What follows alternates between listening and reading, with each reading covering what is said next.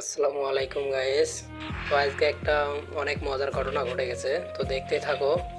আমরা চারজনে একটা সিএস ম্যাচ স্টার্ট দেই। তো হয়েছে কি এখানে, তো বাসে হঠাৎ দেখতেছি যে চারজন প্লেয়ারে টিম আপ করতেছে। তো এটা একটু অনেক ভালো ছিল, অনেক ভালো ছিল।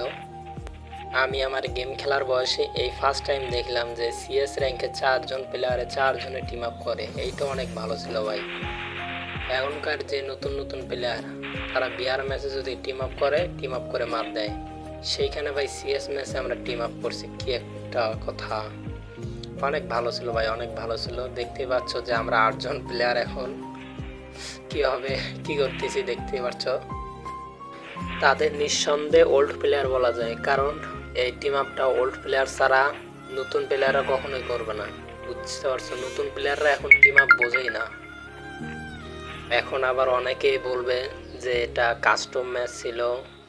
তো ভাই, এটা কাস্টম ম্যাচ ছিল না, বুঝতে পারছেন ভাই। আমি যখন গেম খেলা শুরু করি তখন এইটা ভিডিও আমি করতে পারিনি, গেম খেলার পরে ভিডিওটা করছি। এই কারণে বুঝাইতে পারতেছি না যে এটা সিএস ম্যাচ ছিল। সমস্যা নাই, আমি একটা শেষেওয়ালা স্ক্রিনশট দিয়ে দেবো যে ওই প্লেয়ারগুলো দেখো আর আমাদের প্লেয়ারগুলোর নাম দেখো, যে একই ম্যাচ খেলছি তো আবার সিএস ম্যাচ। আমি সব কিছু দিয়ে দিব, সব শেষে দেখে নিও ভাই। আমি জানি না এই প্লেয়ারগুলো কে ছিল। যদি তারা আমার এই ভিডিওটা দেখতে পাও তাহলে আমার কমেন্ট বক্সে কমেন্ট করো, আমি তাদের সঙ্গে গেম খেলবো ভাইয়া। তো আমরা অনেক মজা করলাম এখানে, আমরা অনেক ইমোট মারলাম। জুন ছোট হয়ে আসতেছে। এদের টিম আপটা দেখে আমি 2019-20 সালে হারাই গেছিলাম ভাইয়া, একদম কি বলবো ভাইয়া। ওইখানে যদি একটা নতুন প্লেয়ার থাকতো তাহলে আমাদের এতক্ষণ মার যেত, কিন্তু এখানে বোঝা যাচ্ছে যে ওইখানে কোনো নতুন প্লেয়ার ছিল না, সেই কারণে মার দেয়নি। এখানে সব ছিল ওল্ড প্লেয়ার। ওল্ড প্লেয়ার মানে আগুন।